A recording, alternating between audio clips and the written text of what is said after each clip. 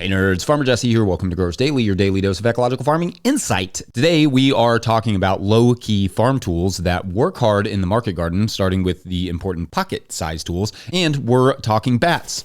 Exclamation point and everything. Bats. They deserve it. So let's do it.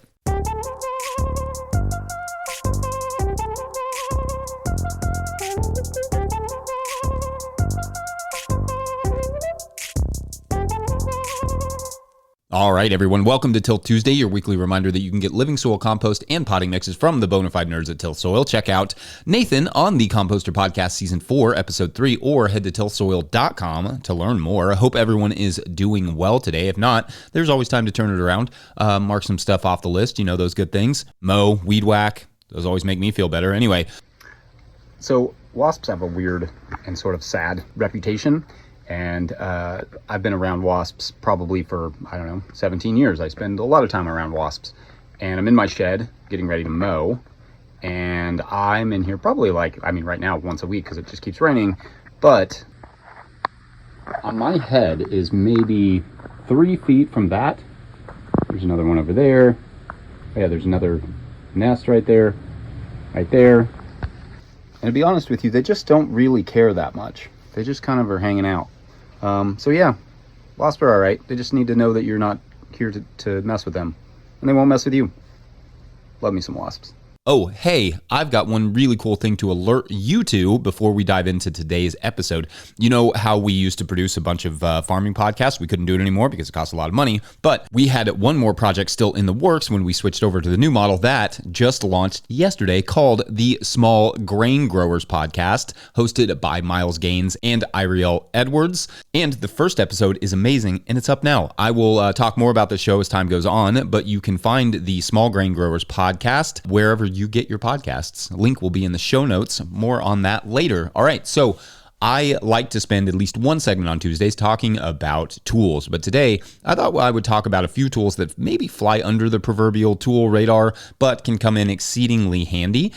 In the first segment, we'll talk about those tools that can fit right inside your pocket, and then in the second segment, we'll discuss tools that you probably can't or at least shouldn't try to fit in the pocket. Now, for a while, I tried carrying a fanny pack.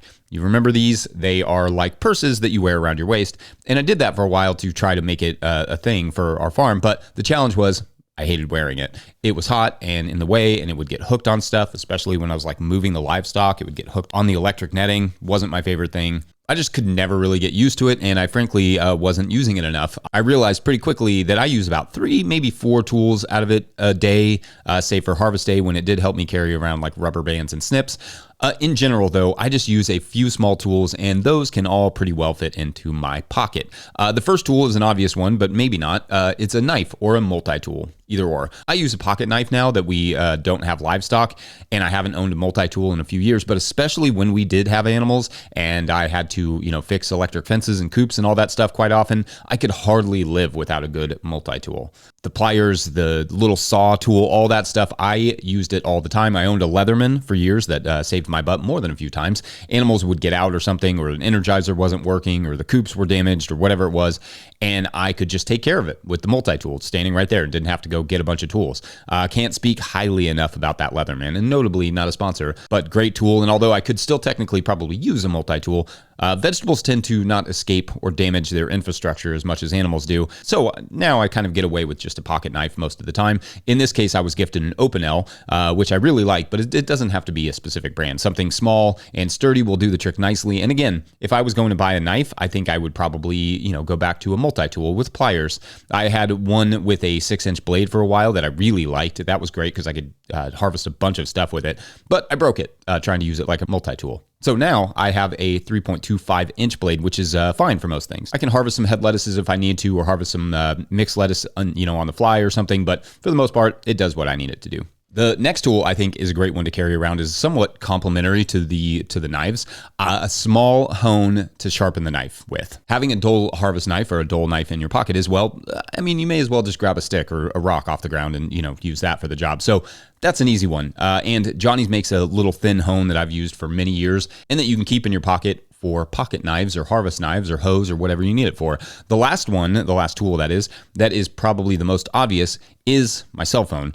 It's a really important tool on the farm in a million different ways. I can take photos and videos that I need to, show for my records or for you just because, or because I like to take pictures of baby snakes, whatever. I can log into my Google Sheets and make planting notes. I can listen to podcasts. It's definitely hard to keep it from being distracting, but it's also easy to make it incredibly useful. That said, for many years, I just used a small Rhodia, notebook, and then carried also an MP3 player for podcasts that I would download the podcast onto it, and then I could just listen to those.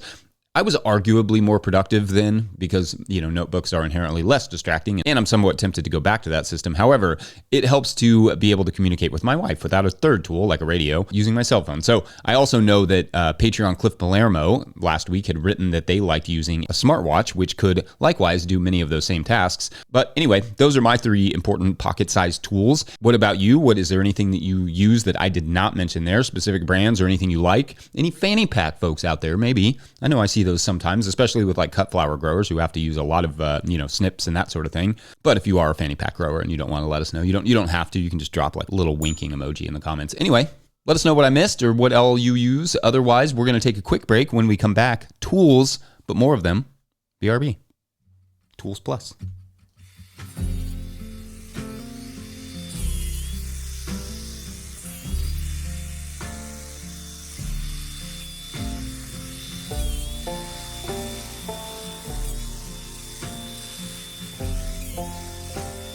Today's episode is brought to you by Holden Tool Company.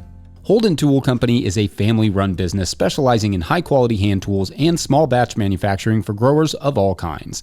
They offer forged hoes, forks, scythes, sickles, pruning tools, orchard tools, and forestry tools featuring traditional European designs that are hard to find at ordinary garden centers. These tools are practical, durable, and made for people who typically do work by hand. Holden Tool Company provides thoughtful customer service, helping you choose the right tool for your body, crop, or task. Find them online at farmandgardentools.com and use the code NTG26 at checkout. That's farmandgardentools.com.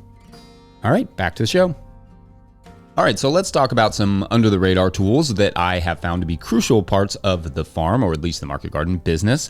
The first big one I seem to use almost on a daily basis in some capacity, is a 20-volt cordless brushless drill. I mean, I can't tell you how often I need to put a screw into something or take one out of something, or how often I have to run the tilther, or back when we were doing more baby greens, it was a lot of using the quick cut greens harvester, which requires that drill. So not only does it come in handy for logical farm stuff, like fixing, the high tunnel or perhaps a chicken coop or whatever, but for less conventional things like the tilther. I use a DeWalt, but not for any sort of loyalty, and definitely not out of any sort of sponsorship. We're not that cool, but it's been a great tool for me, and I've owned a few different types of cordless drills over the years, and it's one of those ones that I don't say get that as your first tool when you're going into the farming business, but it's a tool you'll probably need pretty quickly thereafter. The next tool that I get a lot of use out of, but also probably flies under the radar a little bit, is the tine weeding rake from Johnny Selected Seeds that I hardly ever use actually as a tine rake weeder, because let's be honest, it doesn't always do that great of a job with weeding, but I use it all the time for clearing and prepping beds. Can't emphasize enough how important that particular tool is to our work. It's lightweight and it rakes a bed clean without a ton of disturbance, if that's what I'm after, and it can remove dead plant material without removing, as much compost, mulch, or whatever may happen to be there that I want to keep there. Just not as much as, say, like the bed rake, like those sturdy, hard bed rakes that they can, remove a lot of material, and they don't quite get the soft material out as easily. Though, to be fair, that is a tool I also own and appreciate. Another perhaps pseudo but surprisingly useful tool that I use a ton is the Humble card table. When we were doing the farmers market, we collected several basic card tables, and I frankly still use them all the time, even as we're no longer doing the farmers market. So I'll use a card table to pop one up, put it in the sun, put some seed trays on there to harden them off before planting them, something like that. Sometimes I'll do some seed starting, especially in the spring. I'll do it, out in the field when it starts to warm up and I just want to be outside instead of in the greenhouse. Or in the fall, I'll do it in a shadier place, like under a tree. And then I can just pop up, a little makeshift seeding station wherever I'm going. We use them for a friend's wedding we had at the farm a couple years ago. We've used them for birthday parties, farm events, to get random things off the ground so I can clean. Love, love, love the classic card table. And then you just fold them up and lean them against something. Get out of the way pretty easily. Never hurts to have a few of those around. Also flying under the radar, perhaps, are our birdhouses. These are definitely, to me, a tool on the farm. The sparrows and bluebirds and swallows and wrens, etc., that inhabit them are excellent pest protection. Whatever you can do to help invite the natural world to do some of the work for you, especially on the pest control side, the better. Fair warning, though, that much like the cell phone, they can be a little bit distracting. I love watching birds, and I honestly will catch myself just staring at birds for like 5 and 10 minutes and be like, oh, I should probably get back to work. I will say, however, that creating natural and quote unquote unnatural housing for birds like birdhouses does not guarantee pest control. Research is mixed and it depends heavily on what pest you're trying to control, but it's mostly positive. It's a good idea to also, have an abundance of beneficials and other animals like toads, frogs, etc., as well to ensure you have all types of pest control that you want. So really, what I'm saying is flowers. Flowers are the tool here. The more flowers, the more beneficials that you have, and then everything is taken care of. Another actual tool, though, to join the party is our spade shovel. I've definitely expressed my love of this Ace of Spades shovel that I got from Way Cool Tools over a decade ago, but I frankly use it on an almost daily basis. It will help dig carrots out of ornery clay, dig the tunnel doors out of the wood chips laid down by some power-drunk mulching zealot. It does all the things. It's up for basically any task. It's light, easy to carry around.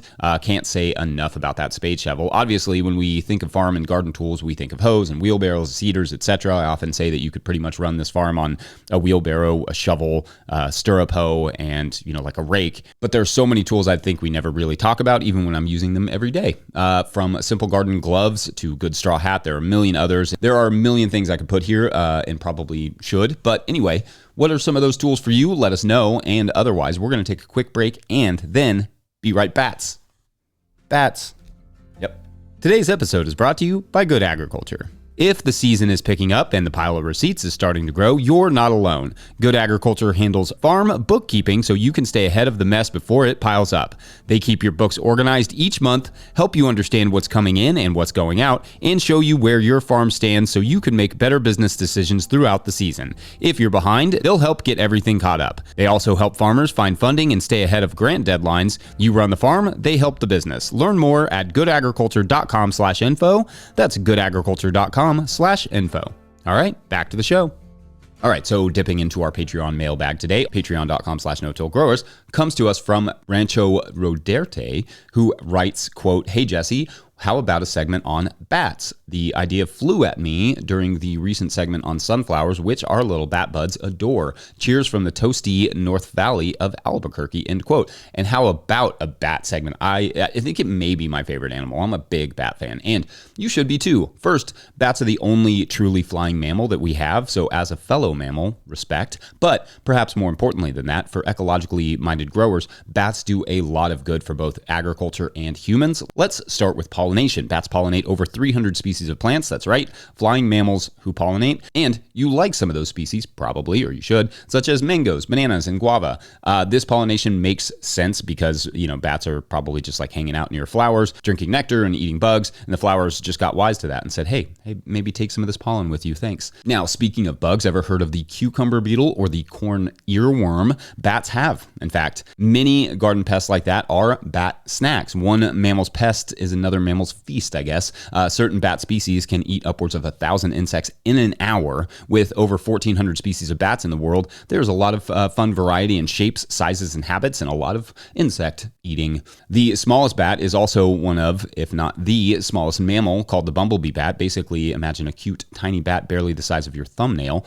And the largest bat has somewhere around a 6-foot wingspan. Now, because of, what do we call it? Human progress, I guess? Well, because of human progress, bat species are in rapid and devastating decline, like most flying animals, with something like 50% of species in North America facing declines, if not extinction, in the next 15 years. Some of that is habitat loss, the loss of trees in particular. Some of it is disease, like the white nose. Some can also be contributed to insect declines. Fewer insects means fewer of those insects' predators, or conversely, fewer bats, more of the insects you don't want. So what can be done about it? Well, installing caves is not an easy task, though it has been done. And if I were rich, I would build my own bat cave, like Batman, but actually just for the bats. And then maybe also for a cool car or two. But bats do live in trees, so managing your forests can help.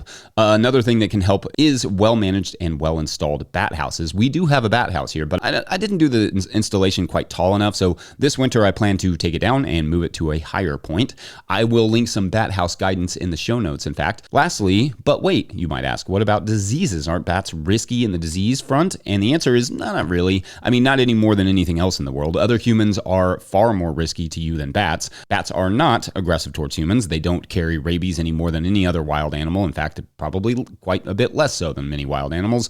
They're stinking cute as all get out. Don't go kissing them. But in general, the reward of having robust bat populations greatly outweighs the risk of losing them or any of the potential diseases that they may bring. Also, bat guano. I say more bat guano is like in the right situation could be and historically has been a great amendment. I would be more than happy to talk bats all day long. I love bats. We need bats. Let's all show bats some love. Consider a bat house. Grow some flowers for bugs. Protect forests from development. Reduce our energy usage. All the things. That will all help bats. As a thanks, they may come and eat some pests for you, like that cucumber beetle. Could be an option. Anyway, got any fun bat facts for me? Let me know. Otherwise, I think we are done here for this till Tuesday. Don't forget to check out the Small Grain Growers podcast hosted by Iriel Edwards and Miles Gaines, wherever you get your podcast. It's been years in the making, and I'm super pumped that it's finally live every Monday morning for the next couple months. Gonna be an awesome series. Know what else is awesome? No Till Growers is a nonprofit 501c3, so donations are tax deductible and greatly appreciated. That is awesome. Please make sure to like and subscribe and or follow wherever you're getting this podcast. That's an easy way to help us out as well. Enormous thank you to all of our show sponsors. And if you'd ever like to sponsor the show, you can reach out to Farmer Michelle at no-tillgrowers.com. Looking at you, DeWalt. Big thank you to Michelle, to the No-Till Growers Board of Directors, to Willie Breeding for the theme music, to Mike Hilbert for the production help and editing, and to my wife Hannah for absolutely everything in the world. Also, shouts to Epidemic Sound for the background music that you can hear.